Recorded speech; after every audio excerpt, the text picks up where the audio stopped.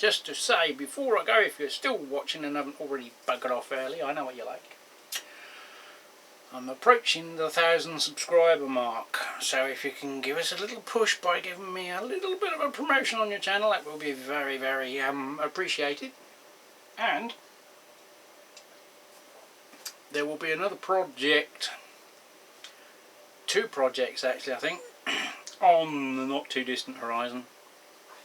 One of them will involve a sponsored supply of goods, and there will be an offer or a giveaway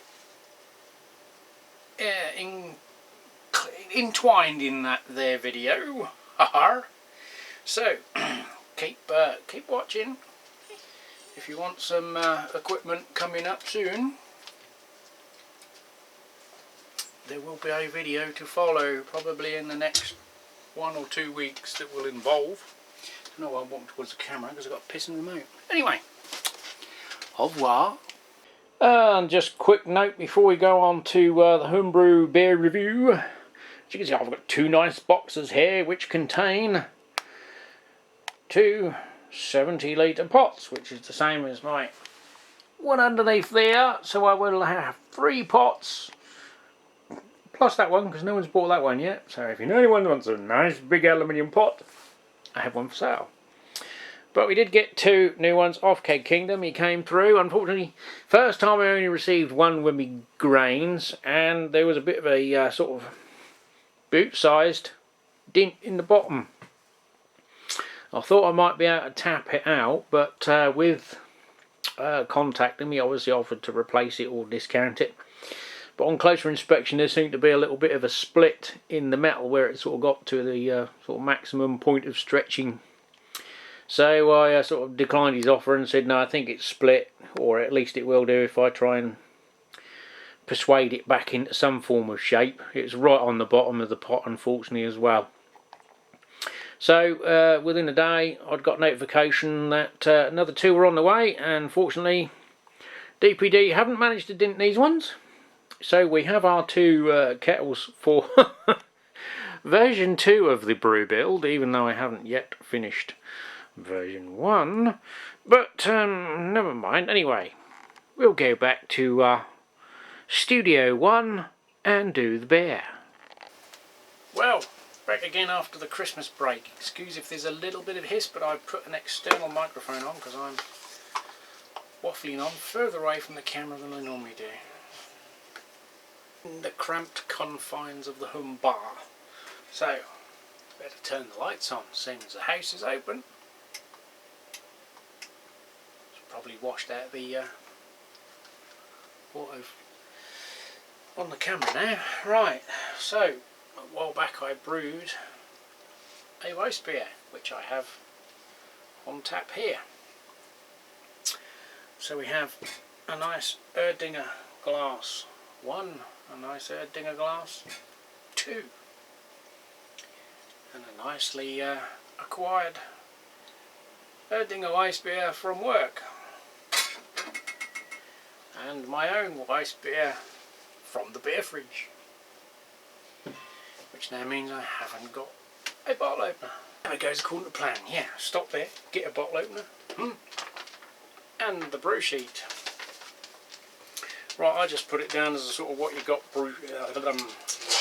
Marisota pale malt, 2.3 kilos, and wheat malt, 2.5 kilos. Now I had some old Hallertauer and some old SARS. The recipe required 12 grams Hallertauer, 10 grams SARS. I upped it to 15 and 12 because they also were open, and I think 2014. They've been in the deep freeze, so -20. And that probably still wasn't enough. I think I probably could have dumped what was left in the pack, but I wasn't looking for something with a high hop profile. I wanted to go more on the banana esters rather than the clove. So I started off, I think the mash efficiency was about 71%. What have I got total down here? Target final gravity was 1010 and mine came out at 1012. I ended up with a 4.2% beer. I was aiming for round about that because I wanted something that you could keep drinking. What did I do? I pre-boil was 1065, post-boil 1068, or 1055, sorry, pre-boil, post-boil 1068, and I liquored it back to bring it back down, else it was going to come out stronger than I wanted. I used Mangrove Jack's dry wheat yeast, which was fermented at around 20-22 degrees in the fermentation fridge. Now I had the rest of it going to keg, and what was left over I'd bottled and done the usual teaspoonful of normal household sugar in the bottom of the bottle and just decanted the rest into bottles. So hopefully this isn't over carbed. Now obviously white beer should be reasonably lively, not too bad. Smells okay. Now I've had the one in the carb. I've done the usual kegging and carbing method of 30 psi and give it the old rock and roll Bill Haley for 10-15 minutes, and it come out of the fridge so it was cold, so the CO2 should have absorbed, and I find both that and the kit Octoberfest I done still pour okay, but when you drink them and the head goes, they're flat as a witch's tit. There's just no carbonation retained. I turn the CO2 off at night. I basically turn it on to serve. And the other thing is a bit more lively than mine, and it was fine to start with. So I don't know whether, because it's a Y connector going on the gas, so obviously one can bleed back into the other. The other one was exactly the same method, 30 psi, give it a rock, been in the fridge to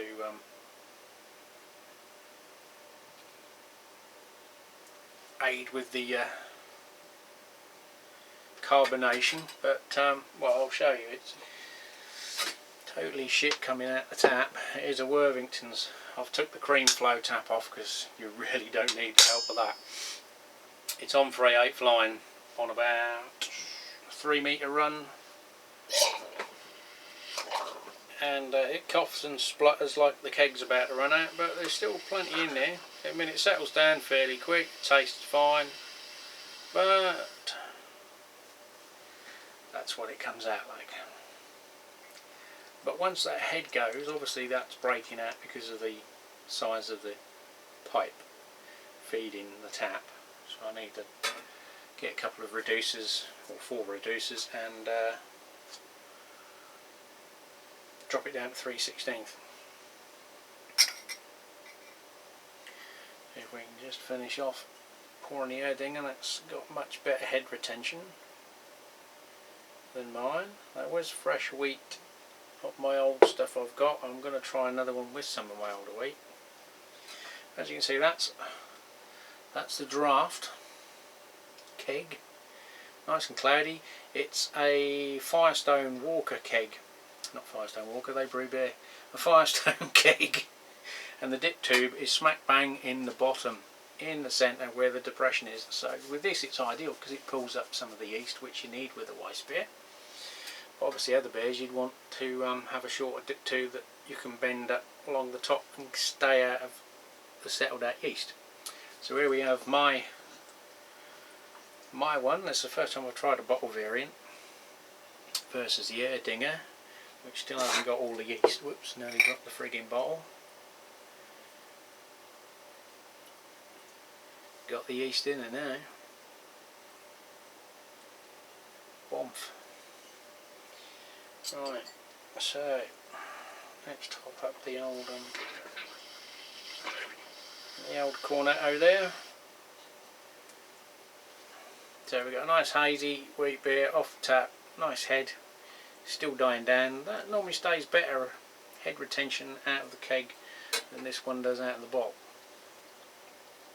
So I'll dive in with this one first while I let the Erdinger.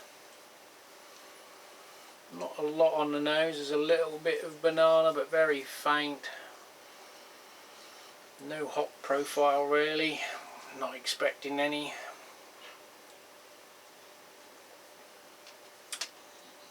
Definitely tastes that fizzy carbonation, gives it a bit more of a bitter bite.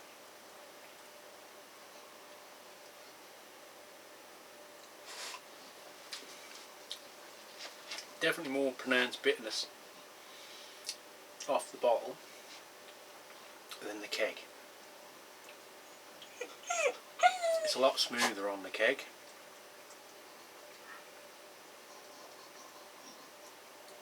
More flavour on the keg. I think that's because of the CO2. You can feel it on your tongue.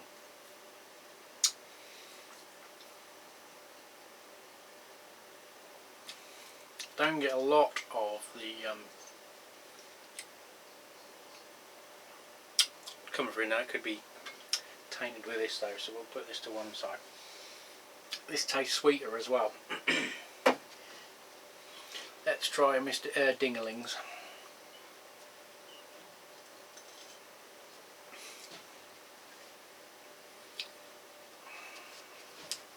Sweet, it's a little sweet now. Not getting a lot of yeasty esties. We've got the whingy dogs in as well.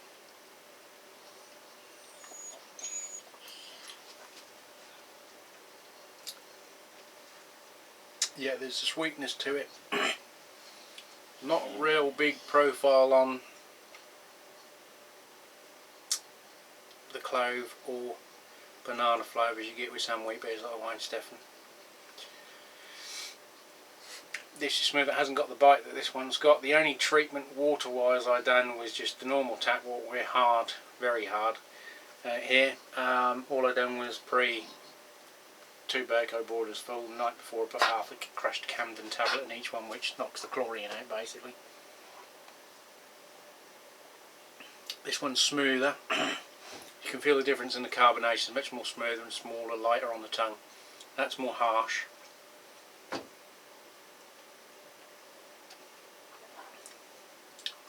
bit more fruitiness to this one. Not big on the sours like a lager is. But again, it's smoother. Carbonation's not so intense. Quite an easy drinker. My bottled version, see now, I know you like the cloudiness of it, even though that's the bottle, actually more cloudier than the Erdinger. I don't know how well that's picking it up on camera.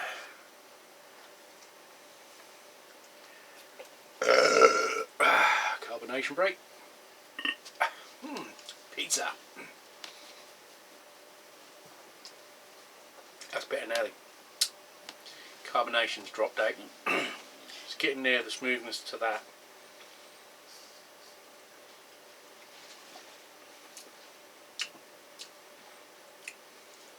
A little more wheaty, a little bit of sweetness, a little bit of fruitiness. That's more fruity. This is more of the yeast flavour I was actually looking for. The actual recipe is sort of adapted from one I saw on a malt miller's site, which I thought was strange because since when do any Germans use Maris Otter in their beer? But basically, I mean, any pale malt will work. But I used Maris Otter. I just wanted a easy, quick, all grain brew, a knockout to try a different part of the available equipment I've got to use, and it's worked. I'm happy with the results, even considering the hops were past their best. They're still, I've got a use out of them. I would use the Remainer. I'll probably chuck some fresh in as well, but then that would make it harder to gauge what you're dealing with. I'd certainly use the rest to make another one of these. It's a nice sessionable, easy drink. Doesn't bloat you up. a little bit of a just slight metallic-y twang, which I think could be possibly coming from the sugar.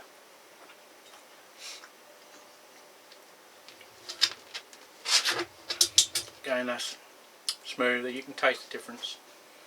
It's not as sweet. There's a little more sort of fruit twist to that. I think obviously trying 3 variations is throwing my taste buds off whack slightly, but this is obviously a lot flatter. There's nothing, which is probably why it doesn't taste quite as sharp as the bottled version, which has obviously kept its CO2 under pressure, where obviously this may be acting between the 2 kegs and one bleeding back into the other, because I have got the Octoberfest brew barrel kit. I'm buying a small glass. It isn't caked in dust, never mind. Which was a brew barrel kit, which is 3.6 kgs of malt, liquid malt. You got the liquid hop extract to add to it to bitter it. I bittered it to their recommendations for the style, and that's pretty much all you do with it. No sugar or anything else. The only thing I changed was the brew barrel yeast. I didn't use because the kit was out of date, so I substituted it with a couple of Young's 5-gram yeast packets, and that ripped through it no problem at all. But get a bit of a head on it. I've got Worthington squeaking out the side there. And it comes out like that. Again, it's got the Firestone keg, so it drags all the yeast up from the centre of the settled keg. It's supposed to be an Octoberfest style Marzen. There was 2 little tiny mesh bags, about that big, of oak chips that were supposed to impart some kind of oak flavour. I'm going to knock the rest of this taste out by this. It's got that fruity, slightly like emulsion kick twang. It's not as bad as it was. It absolutely even when I transferred out the keg, I thought, oh, it just tastes like a shitty kit and kilo beer, and it tasted like one. Totally, that kick twang dominated everything, and I would have been pretty pissed off had I have paid 35 quid for it when it was obviously on the shelf brand new. I mean, it may have been fresher and tasted better, but I mean, the kick twang is the kick twang, whether it just seems to be, unless you can heavily hop a beer to hide that. Again, there's it coats your mouth with something. It's flat, even though it's got that head. It just tastes like water with body. Flavoured watered body. There's more consistency and thickness to it, but it's got that fruity twang. It's calmed down. I might, seeing as I've obviously opened the hop flavour, and I think probably only about a third of it used to bitter this, there isn't really a lot of noticeable bitterness. I might chuck half of what's left back into the keg, because I've got nothing to lose. It'll either save it or not, but it's just the smell. It's not, and there's an aftertaste, like it's picked up something it shouldn't. It's not an off flavour, it's just not a nice flavour. But I've even tried mixing it with a bit of this Weiss beer. It's got that sort of residual flavour. Just it's not awful, but it's not nice, you know. It's not sort of as it is. You wouldn't, well, I've bloody brewed it, so I'll drink it. Obviously I can do something else with it if it becomes undrinkable, other than pour it down the drain. Because I ain't called Norfolk Hillbilly for nothing. But yeah, now that CO2's knocked out of that, even though I've got a coating on my tongue from that. We'll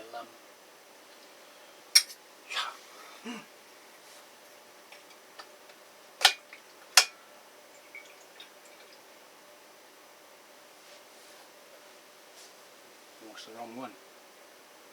Never mind. That was Jack Daniels. We want this one.